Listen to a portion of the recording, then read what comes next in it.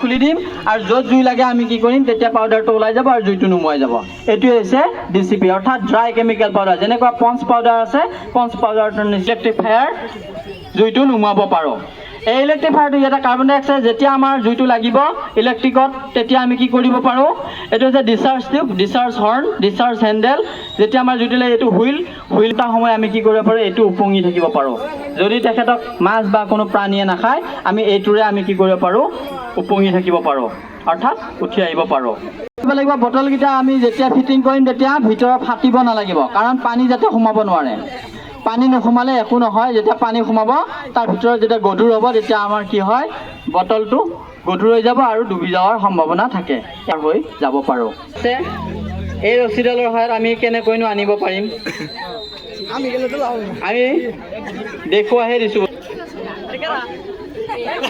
এইটো আমি এনেকৈ নিব পৰা যায়। হ'ব নমাই দিয়া, আমাৰ সৰু হৈছে তথাপিও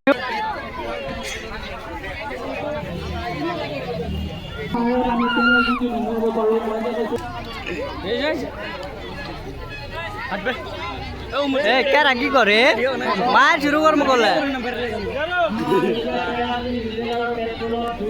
এখন পৰ্যন্ত আমাৰ নিজেৰ বড় ওটা নাই।